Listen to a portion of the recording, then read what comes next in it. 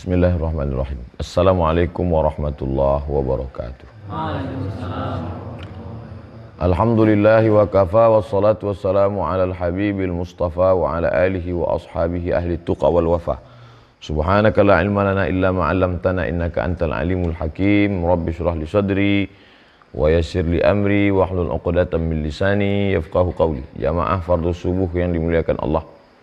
Man shalla subha fi jama'atin, siapa yang salat subuh berjamaah. Thumma qa'ada yadhkurullah, habis salat subuh berjamaah, qa'ada yadhkurullah, duduk. Jangan keluar masjid. Hatta tatlu asyam, sampai terbit matahari. Thumma yusalli raka'ataini, salat sunat isyraq 2 rakaat. Kanat lahu ka ajri hajjatin wa umrah, dapat pahala seperti haji dan umrah. Tamah. Hadis riwayat At-Tirmidzi. Kata Imam Abu Isa ibni Sawrah At-Tirmidzi, hadithun hasan. Hadisnya hadis hasan. Itulah maka kita habis sholat subuh tidak keluar, tidak pulang ke rumah. Apalagi kalau sampai tidur, jangan tidur pagi. Nabi berdoa, Allahumma barik li ummati, berkahi umatku ini fi bukuriha, pada waktu pagi. Makanya nenek moyang kita dulu pun sebelum Islam datang sudah mengajarkan jangan sampai rezeki dipatok ayam. Sekarang orang rezekinya bukan dipatok ayam, dipatok ayam, diterkam musang, diambil harimau, dimakan kucing, sampai dia tak tersisa apapun, habis diambil orang. Oleh sebab itu pagi keberkahan. Berkah itu macam beras yang ditebarkan tuan rumah waktu pagi. Setiap pagi tebarkannya beras. Maka mana ayam yang duluan bangun, itu yang paling banyak dapat. Jadi jangan salahkan kenapa orang Jepang lebih maju, kenapa orang Amerika lebih maju, kenapa orang Eropa lebih maju. Waktu beras ditebarkan, ayam yang mana duluan memakai cotoknya, itulah yang paling banyak dapat beras. Mau ayam Bangkok, mau ayam kampung, mau ayam hutan, mana yang lebih dulu? Begitulah lebih kurang Allah menebarkan keberkahan di waktu pagi. Berkah. Siapa lebih dulu? Ambillah. Makanya dulu waktu MTQ, Musabaqah Tilawatil Quran, tanggal 12, bulan 12, 2012 di Bengkalis. Tinggal kami di hotel tepi pantai. Belum subuh kami sudah jalan. Kiri kanan warung kopi sudah buka.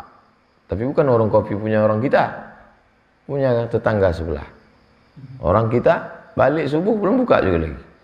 Oleh sebab itu maka persaingan dunia zaman sekarang, orang Jakarta bangun jam 4, orang Singapura jam 3. Cepatnya dunia. Ustadz tadi kenapa lambat datang? Oh, kita tidurnya lama tadi malam. Ditambah lagi capeknya pula luar biasa. Perjalanan panjang. Dalam keadaan normal, dalam keadaan sehat walafiat, dalam keadaan tidak musafir, dalam keadaan ini kita ambil keberkahan di waktu pagi. Makanya subuh ini mudah-mudahan kita sampai anak cucu istiqomah salat subuh berjamaah. Man shalla subha fi jama'atin, siapa yang salat subuh berjamaah, faka'annama shallal laila kullah, dapat pahala seperti salat sepanjang malam. Kita tak sanggup sholat sepanjang malam macam sahabat Nabi. Ada sahabat Nabi namanya Qatadah bin Nu'man, sholat dari Isya sampai subuh. Disebutkan dalam kitab Musnad Ahmad bin Hanbal. Ya Rasulullah, ya itu si Qatadah bin Nu'man sholatnya dari Isya sampai subuh. Ayatnya tak tukar-tukar. Qul huwallahu ya. Qul huwallahu ahad, Allahus samad, lam yalid walam yulad walam yakul lahu kufuwan ahad. Kata Nabi, innaha la ta'dilu thulutsal Qur'an. Satu qul huwallah sama dengan sepertiga Al-Qur'an. Berarti dia sudah mengkhatamkan Quran berkali-kali tadi malam. Kita jangankan dengan sahabat Nabi, jangankan dengan Nabi, jangankan dengan tabi'in. Jauh, maka paling tidak sholat subuh berjamaah. Alhamdulillah, ada anak muda, ada anak-anak, ada bapak-bapak. Ini perwakilan. Karena sekarang lagi tren wakil. Orang ingin jadi wakil sekarang. Surat yang akan kita bahas subuh ini adalah surat A'udzubillahi minasyaitonir rajim. Idza qara'tal Qur'an, kalau engkau membaca Al-Qur'an, jangan lupa fasta'iz billah. Berwudu dulu. La yamassuhu illal mutahharun. Tidak boleh menyentuh Al-Qur'an kecuali orang yang suci. Suci dari hadas, suci dari najis. Apa beda hadas dengan najis? Najis itu nampak, kotoran, tai, kencing. Sedangkan hadas tak nampak. Hadas besar, hadas kecil. Suci dari hadas besar, suci dari hadas kecil, suci dari najis, bersih. Idza qumtum ila shalah, kalau kamu mau salat, fasilu wujuhakum basuh muka. Wa aydiyakum ilal marafiq, tangan sampai siku. Wamsahu bi ru'usikum, sapu usap kepala, telinga. Wa arjulakum ilal ka'bain, kaki sampai mata kaki. Setelah bersih, berdoa kepada Allah. Allahumma ja'alni minat tawabin, waj'alni minal mutatahhirin, waj'alni min ibadikas salihin. Setelah itu pegang Al-Qur'an. Iqra'ul Qur'an, baca Al-Qur'an. Fa innahu ya'ti yaumal qiyamah. Quran itu nanti akan datang pada hari kiamat, syafi'an, memberikan syafaat li ashabi, kepada orang-orang yang membacanya. Anak, keluarga, istri, tetangga, kawan, sahabat, bubar semuanya. Tapi ada yang datang menolong. Apa dia? Quran. Maka bacalah Al-Quran. A'udzu billahi minasy syaithanir rajim. A'udzu billahi minasy syaitanir rajim. Bismillahirrahmanirrahim. Li'ilaf Quraisy. Ilaf berasal dari kata iktilaf. Lawan dari kata iktilaf ini iftirak. Kita subuh ini iktilaf. Ada Pak Tabri, Pak Imam, ada Pak Kades, ada Pak Mahmud, ada Ustadz Tatang, ada Ustadz Jamal, ada pemuda, ada Pak Tatung, ada Bapak, ada. Kita ini iktilaf nih. Tapi ketika kita bubar nanti, bercerai-berai, satu pulang ke rumah, satu pergi ke sungai, satu pergi menengok durian jatuh, satu manen, maka iftirak. Maka sekarang ini kita sedang iktilaf, bersatu bersama. Ilaf bersama berkumpul, li'ilaf Quraisy. Pertemuan perkumpulan bersamanya orang Quraisy. Quraisy itu siapa? Quraisy itu nama orang. Salah satu dari datuk Nabi Muhammad ke atas itu namanya Quraisy. Muhammad sallallahu alaihi wasallam. Ayahnya Abdullah, ayahnya Abdul Muttalib, ayahnya lagi Hashim, ayahnya lagi Abdi Manaf, ayahnya lagi Qusay. Nah, itu ke atas salah satunya nama datuknya itu Quraisy. Maka cucu-cucunya itu disebut dengan Quraisy. Saya Abdul Somad, anak saya Mizian Hazik. Nanti dia punya anak lagi. Terus kebetulan yang diingat orang saya. Itu siapa itu? Itu cucu cicit Ustadz Somad dulu. Kenapa tidak yang ke atas? Karena kebetulan saya yang viral. Begitulah agak-agaknya. Jadi yang dikenang orang si Quraisy, maka disebut dia cucu cicit keturunan Quraisy. Quraisy nama orang. Dan sekarang pun dipakai nama orang Quraisy. Li'ilafi Quraisy, pertemuan perkumpulan orang-orang Quraisy. Jadi ketika berkumpullah meninggal Nabi Muhammad SAW. Ya rahamukallah. Meninggal Nabi SAW.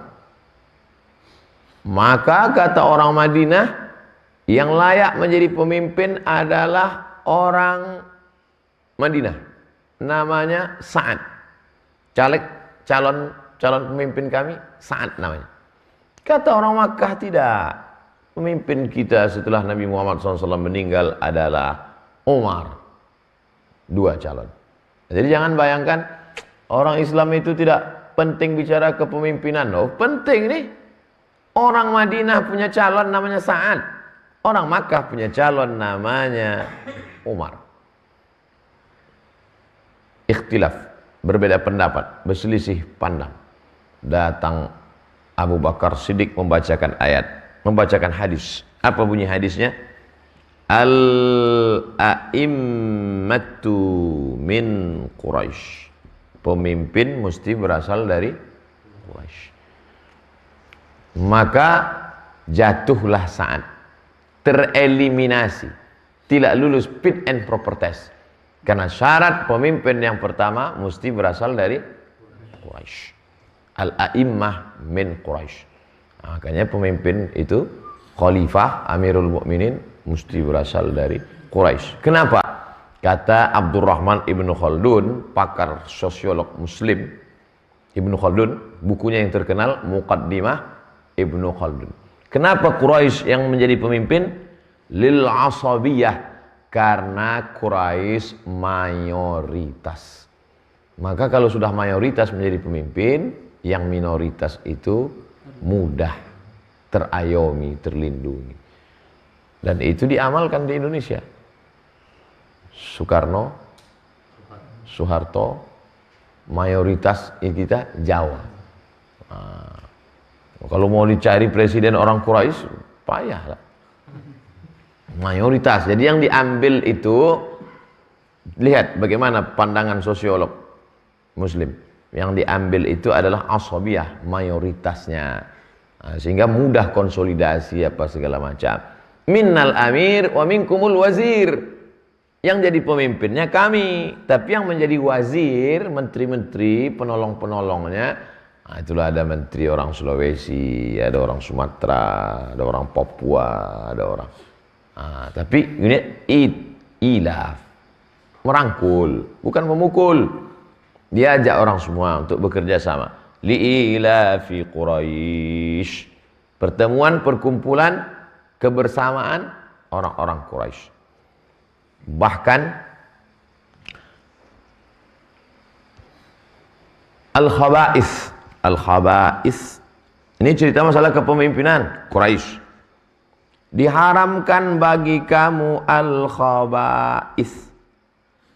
Allahumma inni a'udzubika minal khubuthi wal khaba'is. Khaba'is menjijikkan. Diharamkan bagi kamu sesuatu yang menjijikkan. Menjijikkan menurut siapa? Itu dibahas dalam mazhab Imam Syafi'i. Diharamkan bagi kamu al-khaba'is yang menjijikkan. Menjijikkan menurut siapa? Jijik menurut saya kan belum tentu jijik menurut Pak Mahmud. Jijik menurut saya belum tentu jijik menurut Bintang. Contoh, laron. Laron. Saya jijik menengok laron. Nampak laron jijik. Tapi ada orang menengok laron menitik liurnya. Asal tengok laron, mak ini tinggal siapkan tepung sedikit, peyek ini. Nah, kata saya jijik, tapi kata kawan tak jijik. Jijik menurut siapa? Dalam mazhab Syafi'i, jijik menurut Quraisy. Asal jijik kata orang Quraisy haram. Anak lebah. Anak kalau panen lebah, tapi bukan lebah kelulut kita semalam. Panen lebah, pas dibuka di dalam sarangnya itu ada anak lebah. Bagi sebagian orang, ih jijik kata. Bagi sebagian orang, wah ini kok dipepes sedap ini. Nah, jijik menurut siapa? Disitulah maka ikhtilaf kalau ada nanti ini haram karena menjijikkan. Katanya enggak, tak haram. Bagi ente jijik, saya tak jijik. Maka jijik menurut siapa standarnya? Dalam mazhab Syafi'i menurut Quraisy. Asal jijik kata orang Quraisy haram. Quraisy selalu dijadikan standar. Baca Quran juga begitu. Bacalah pakai irama Quraisy. Bacalah menurut bahasa Quraisy. Iramanya irama Quraisy. Biluhunil Arab. dengan irama Arab. Arab yang mana? Arab Quraisy. Oleh sebab itu masalah irama, masalah bunyi sudah diatur sejak zaman Nabi Muhammad sallallahu alaihi wasallam. Nah, ini tentang bicara tentang masalah Quraisy. Nabi Muhammad sallallahu alaihi wasallam punya ayah namanya Abdullah. Ayahnya punya ayah lagi namanya Abdul Muttalib. Abdul Muttalib punya ayah namanya Hashim. Hashim punya ayah namanya Abdi Manaf. Abdi Manaf punya ayah namanya Qusay. Qusay inilah yang membangun dar artinya rumah, nadwah, balai pertemuan, convention hall di kota Makkah. Jadi memang ini keturunan orang-orang hebat, pemimpin-pemimpin, bangsawan-bangsawan. Abdullah, Muhammad, Abdullah. Anak cucu Quraisy ini memang ada tuh di satu daerah. Oh, kalau marga ini, orang marga itu memang orang hebat-hebat tuh Pak Ustaz. Di satu daerah, di Sumatera, di Sulawesi, di Kalimantan, di daerah Minangkabau, daerah Kampar, ada satu marga yang hebat. Dan Quraisy ini termasuk marga yang terhebat, disebut dalam Al-Quran. Li'ilafi Quraisy, pertemuan, perkumpulan, kebersamaan orang-orang Quraisy. Dah kita bahas tentang hebatnya Quraisy. Lalu kemudian apa lagi selanjutnya? Ilafihim rihlatash syita. Ilafihim. Ilaf pertemuan, him mereka Quraisy. Ilafihim rihlah perjalanan. Mau kemana? Kami mau rihlah ini. Udah jadi bahasa anak-anak kampus. Yuk kita rihlah nanti yuk. Kemana kita rihlah? Ke Air Bomban. Ila fihim rihlah. My rihlah, my adventure. Ila fihim rihlatash syita was-shaif. Mereka berkumpul, iktilaf, tak berpisah, berkumpul bersama, ramai-ramai. Untuk apa? Rihlah, perjalanan. Syita, shaif. Syita, musim dingin. Shaif, musim panas. Ingat itu. Syita dingin, shaif panas. Syita dingin, shaif panas. Syita dingin, shaif panas. Begitu keluar dari masjid, lupa. Yang mana yang dingin, mana yang panas. Mudah cara ngingatnya. Asal keluar air liur, dingin. Syita.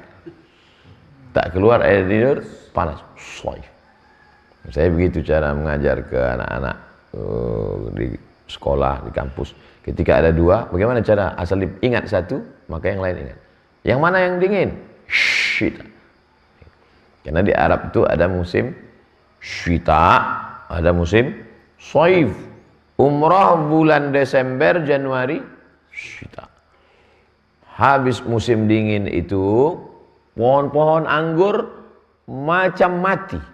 Tapi nanti begitu habis syita, datanglah musim Rabi. Rabi namanya. Rabiul Awal, Rabiul Tsani. Rabi bunga. Habis musim dingin, matahari mulai keluar, tunas-tunas pun muncul. Keluarlah bunga Rabi. Habis berbunga ini nanti subur, lalu kemudian datanglah musim panas. Keluarlah buah-buah. Lalu kemudian tak lama panas itu gugur. Gugur daun-daun, itulah dia musim kharif. Jadi 4 ada musim. Syita, Rabi, Shaif, Kharif. Abdul Somad, kata kawan-kawan kuliah dulu. Naam, indana 4 mawasim. Kami ada 4 musim. Syita, Rabi, Shaif, Kharif. Kamu ada musim di Indonesia? Oh, kasir ya akhi. Banyak musim apa? Musim durian, musim rambutan. Musim asap. Ihlatash syita'i was-shaif. Jadi mereka ini musim dingin, musim panas ada perjalanan khusus. Apa nama perjalanannya? Perjalanannya posisi Makkah di tengah. Makkah di tengah. Madinahnya di mana Pak Ustadz? Madinah di atas. Sini Madinah. Di atasnya lagi Syam. Syam itu sekarang sudah jadi 4 negara. Yordania, Urdun. Namanya Urdun. Datang orang barat, Jordan Airlines. Lalu di samping Yordan, Suriah, Damaskus. Di samping Suriah, Lebanon, Lubnan, Lebanon. Lalu setelah itu Palestina 4. Jadi kalau disebut negeri Syam, Nabi berdagang ke negeri Syam, dicarinya lah peta. Mana Syam itu? Inilah Syam itu sekarang. Yordan, Suriah, Lebanon, Palestina. Di bawah ini Yaman. Yaman. Di atas ini Syam. Yaman artinya beruntung. Syam artinya sial. Syu'mu. Makanya mereka kalau mau pergi dagang, dilemparnya burung. Ada burung di atas pohon kayu, lempar. Kemana terbangnya? Terbangnya ke arah Syam. Dah tidur aja lah, sialnya. Tapi kalau terbangnya arah ke Yaman, Yaman, beruntung. Makanya orang yang percaya kepada suara burung, percaya kepada arah terbang burung, rusak akidahnya, syirik. Kenapa? Meyakini ada manfaat, ada mudarat yang diciptakan selain daripada Allah. Sedangkan kita tadi sudah bolak-balik la ilaha illallah, la ilaha illallah, la ilaha. Tak ada burung, tak ada pokok kayu, tak ada itu semua. Tak ada hantu, tak ada setan, tak ada tuyul, tak ada suster ngesot. La ilah, maksud tak ada itu bukan dia tak ada, dia ada. Tapi dia tidak bisa mendatangkan manfaat dan tak bisa menolak mudarat. La ilaha illallah. Makanya Nabi tak ada itu yang kalian bilang dulu nenek moyang. Kalau Yaman beruntung, bertuah. Kalau Syam syu'mu sial. Allahumma barik lana fi syamina. Makanya ada doa Nabi. Allahumma barik lana fi syamina. Berikan berkah kepada negeri Syam. Wa yamanina. Berikan berkah pada negeri Yaman.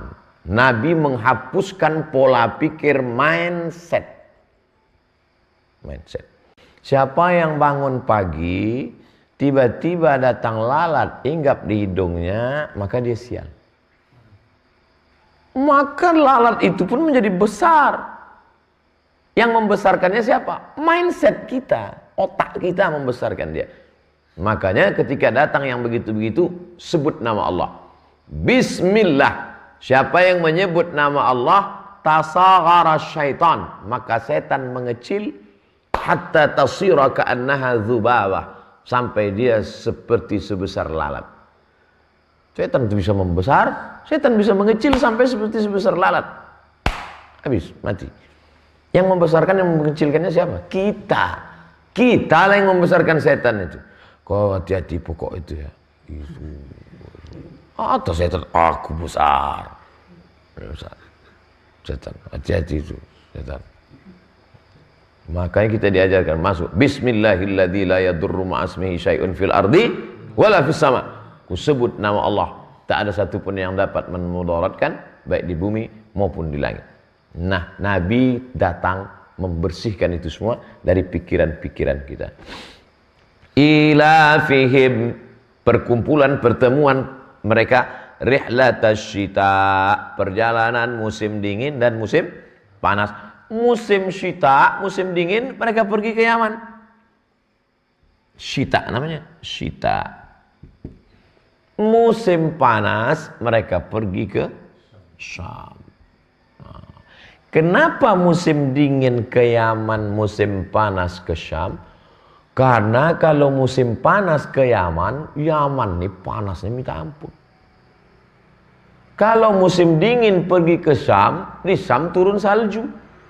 Orang Yordania, tengok, turun salju. Palestina turun salju.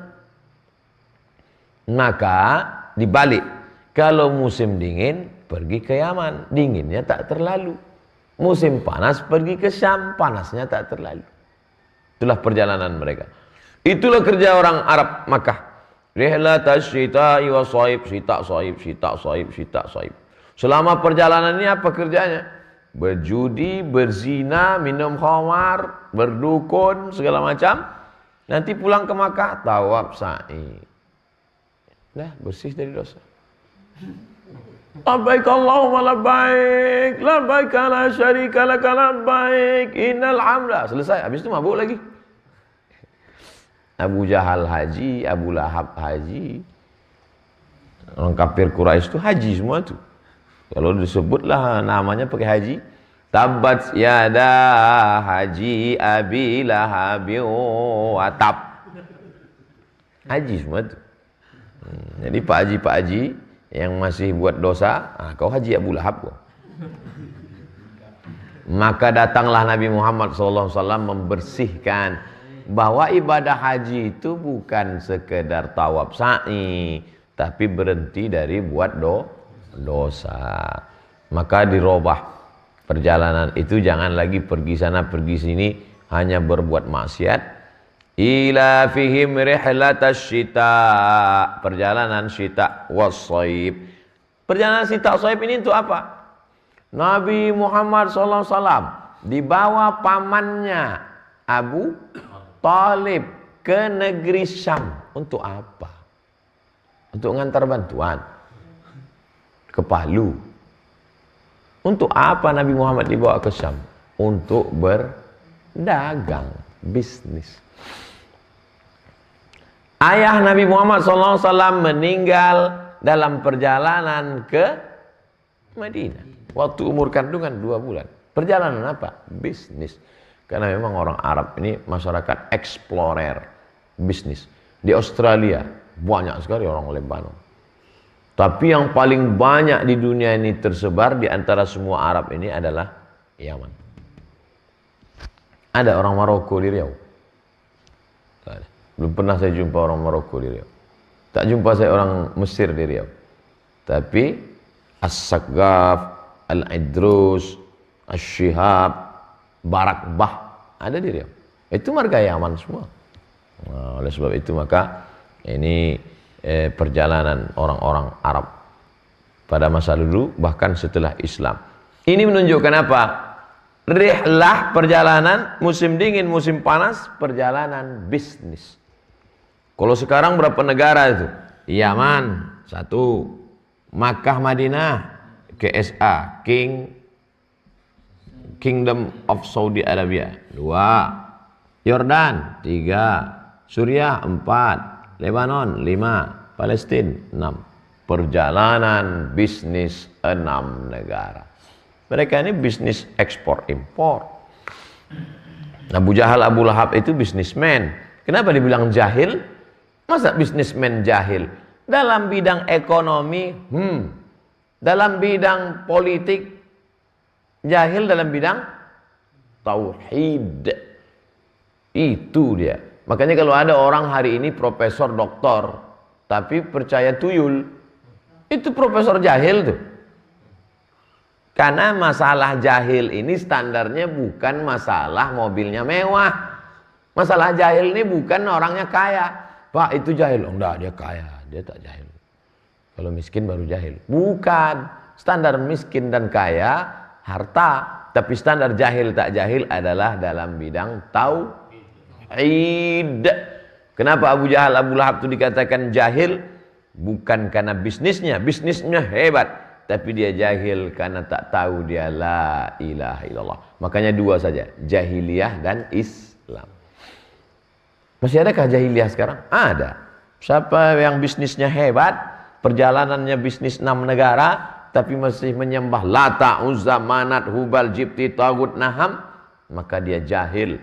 Jahiliyah Qarnil Ishrin, jahiliyah abad 20. Na'udzubillah. Ila fi Quraisy, pertemuan perkumpulan kebersamaan orang-orang Quraisy. Ila fihim, mereka berkumpul bersama. Itu dikumpulkan onta-onta itu panjang. Lalu mereka pun ada pimpinan di depan, ada di belakang, barang-barang semua bawa ini perjalanan. Naik onta 6 bulan ke atas, 6 bulan ke bawah. Rombongan. Berapa totalnya? Yang dibawa barang dagangan itu berapa totalnya? Itu bisa kita lihat dari perang Badar. Perang Badar itu kan pasukan mencegat rombongan orang Quraisy dari Makkah. Waktu itu orang dari Makkah ini mau pergi ke Syam. 150 km dari Makkah arah Syam ada satu tempat namanya Badar. Maka perang itu disebut dengan perang Badar. Dicegat oleh pasukan Nabi di sini. Rombongan onta, keledai, kuda itu kendaraan waktu itu yang besar onta, di bawah onta kuda, antara kuda dan onta ini ada namanya himar, kecil lagi himar keledai, antara keledai dengan ini ada namanya bighal. Bighal lebih besar dari keledai, lebih kecil dari kuda. Nah, itu di total semuanya la taqillu an 50 alf. 50 alf ribu. 50.000 keping uang dinar. 1 dinar sama dengan 4,25 gram emas murni. Sekarang lebih kurang 2 juta. Sekarang kita kalikan. 2 juta kali 50.000 dinar sama dengan 100 M. Jadi jangan bayangkan mereka bawa barang dagangan panci 2 biji. Bukan kaleng-kaleng ini. 100 M bro. Perjalanan dagang mereka. Perjalanannya berapa? 6 negara. Sekali jalan waktu itu berapa? 100 M. Jadi jangan kita, persepsi kita, bayangan kita, Nabi Muhammad itu susah, miskin, melarat. Inilah yang membuat anak-anak umat Islam down. Coba cerita dulu tentang pasukan, kendaraan mahal, onta paling murah tuh 35 juta. Nanti pergi umroh tanya betul berapa onta satu. Tapi tidak bisa bahasa Arab Pak Ustaz, tanya Bikam nanti berapa? Bikam ada. Bertanyanya bisa, dia jawab, nanti kita belajar bahasa Arab. Jadi mau menunjukkan kehebatan Arab Quraisy waktu itu. Ila fihim rihlatash syita'i was-shaif. Terus setelah kita tahu bahwa mereka dulu punya persatuan, mereka punya perjalanan bisnis, mereka orang-orang yang kaya, mereka orang yang berhasil, lalu apa standar keberhasilan? Bukan ini. Kalau kalian mengatakan kalian hebat, punya organisasi, punya partai, orang Quraisy dulu juga pernah bersatu. Kalau kalian katakan kalian punya perjalanan musim panas, musim dingin, pergi ke 6 negara, orang Quraisy juga pernah dulu melakukan itu. Tapi standar kehebatan kalian bukan di situ. Di mana letak kehebatannya?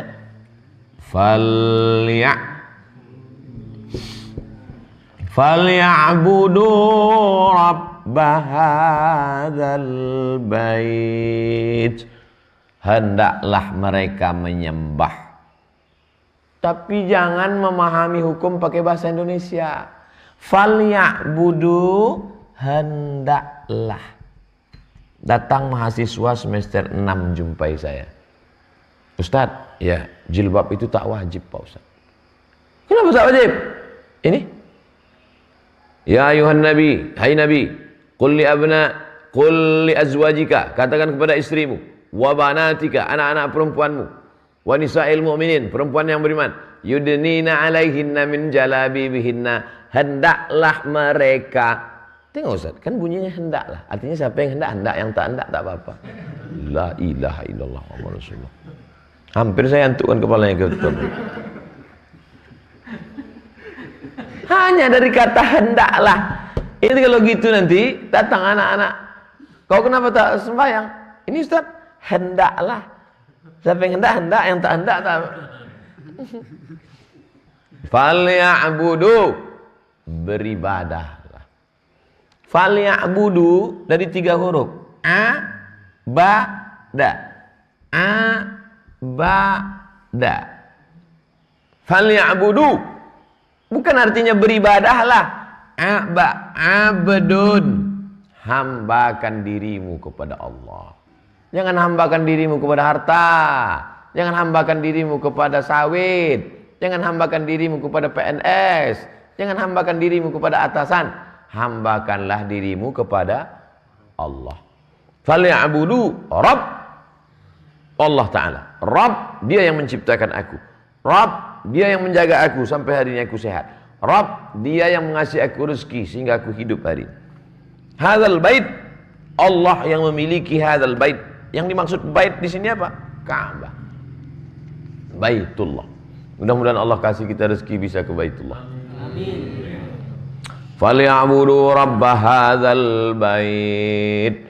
Jangan hanya sibuk bisnis pergi sana sini saja. Mereka mesti menghambakan diri kepada Allah, pemilik bait, Baitullah. Pemegang kunci Baitullah itu Muhammad punya ayah Abdullah, Abdullah punya datuk Abdul Muttalib. Abdul Muttalib inilah yang memegang kunci Ka'bah. Dia megang kunci. Siapa yang mau masuk? Kunci. Datanglah tentara dari Yaman mau menghancurkan Ka'bah di Makkah. Nama tentara itu Abraha. Apa yang dilakukan Abdul Muttalib? Diambilnya kunci itu, dibalikkannya ke pintu. Apa kata dia? Inna lihadzal baiti rabban yahmih. Inna lihadzal bait, Baitullah ini, Ka'bah ini, rabban yahmih. Ada Rabb, pemilik, pelindung, penjaga. Ya Allah, aku tak sanggup menjaganya, ku tinggalkan kuncinya. Ambillah ya Allah. Langsung farsalna alaihim tayran ababil. Turun Sukhoi F-16 rata mereka. Fa arsalna alaihim tayran ababil tarmihim bihijaratin min sijil. Ditembakkannya kepada mereka hijarah, batu-batu min sijil dari api neraka. Faja'alahum ka'asfim. Mereka pun seperti daun-daun dimakan ulat. Macam mana daun dimakan ulat? Begitulah mereka. Apa itu? Nanti kita akan bahas dalam surat pendek. Sekarang kita tak fokus di situ. Fokus kita sekarang adalah tentang Rabb hadzal bait. Bait itu apa artinya Pak Ustadz? Bait artinya rumah. Bait apa itu Pak Ustadz? Baitullah. Rumah bupati. Berarti ada bupati dalam. Rumah gubernur. Berarti ada gubernur dalam. Rumah Allah. Oh, berarti Allah dalam. Tengok. Bukan begitu pemahamannya. Allah itu tak bertempat. Allah mawujud bila makan. Allah ada tanpa perlu pada tempat. Karena dia sudah ada sebelum tempat itu ada. Allazi ayyanal aina la yuqalu annahu aina. Dia yang sudah ada sebelum tempat itu ada. Dia yang sudah ada sebelum kata di mana itu ada, maka tak layak ditanyakan dia di mana. Begitu memahaminya.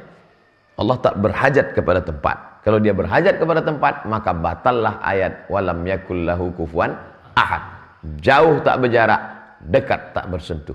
Allah Subhanahu wa taala. Begitu mengimani Allah. Lalu apa makna Rabb hadzal bait? Baitullah di sini apa makna Baitullah? Segala sesuatu yang disandingkan dengan Allah, maka sesuatu yang rendah itu menjadi mulia. Rumah tak mulia, rumah bisa lapuk, rumah bisa hancur. Tapi begitu disandingkan kata bait dengan Allah, apakah Allahnya jatuh atau rumahnya mulia? Rumahnya menjadi mulia. Abdun, hamba, hina, rendah, miskin, susah, melarat. Abdun, disandingkan dia dengan Allah, maka hamba itu pun menjadi mulia. Abdullah, Baitullah. Jadi apa guna menyandingkan rumah ini dengan Allah? Bukan Allah berdiam di dalamnya, tapi untuk memuliakan rumah itu. Muliakah rumah itu? Rumah yang paling mulia. Sampai hari ini kalau tidaklah dibuat kuota 4,7 juta manusia berkumpul hanya untuk datang ke rumah ini. Bayangkan itu, saking kan mulianya Baitullah. Falya'budu rabb hadzal bait. Kalian ibadah, sembah, abdikan diri, hambakan diri kalian bukan ke rumah itu, tapi ke Rabb yang memiliki, yang mempunyai rumah itu.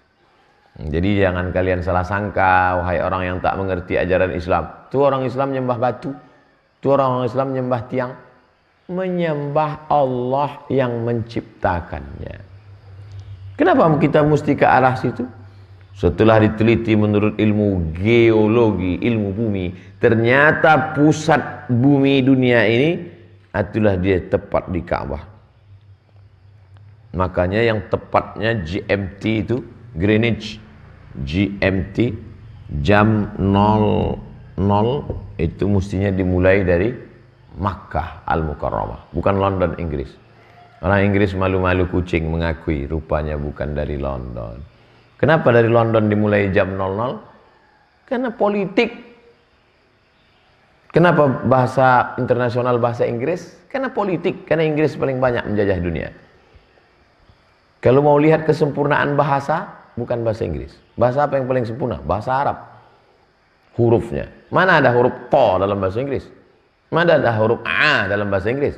Mana ada huruf Bad dalam bahasa Inggris? Makanya bahasa Arab itu disebut dengan lughatul Bad, karena lengkap semua huruf di dalamnya. Oleh sebab itu maka sampai masanya nanti Allah punya kuasa tunjukkan sebelum dunia ini kiamat, maka Makkah akan menjadi pusat peradaban dunia insyaallah. Amin. Tak di zaman kita, di zaman anak-anak kita. Falya'budu rabb hadzal bait. Tak ada gunanya kalian pergi sana pergi sini, duit banyak, bisnis itu ini, bersatu berkumpul, kalau tak kalian tak beribadah. Maka beribadahlah kalian kepada Allah, pemilik, pencipta, pengayom, pelindung Baitullah. Rabb hadzal bait. Kita lanjutkan. Nanti kalau kami banyak-banyak beribadah, sibuk beribadah, tinggallah bisnis kami ini. Nanti kami jadi susah, nanti kami jadi tak makan. Siapa yang ngasih makan anak kami? Bagaimana dengan rumah kami? Allazi at'amahum min ju' wa amanahum min khauf. Kalau gara-gara ibadah nih kalian takut tak makan, yang ngasih kalian makan itu siapa? Allah. Allazi, yang at'ama, ngasih makan, hum, mereka, min ju', dari lapar. Kalau kalian takut, cemas, ngeri, nanti anak kami kerja apa, nanti kami setelah pensiun makan apa, nanti kami takut miskin, takut susah, takut melarat. Wa amana, yang akan memberikan aman dari khauf. 2. Makanan zahir. Rasa takut batin. Kalau kau banyak beribadah kepada Allah, dua-dua dihilangkan Allah. Zahirmu ditutupinya, batinmu dilindunginya. Tak ada yang bisa menghilangkan rasa takut, rasa cemas kecuali ibadah.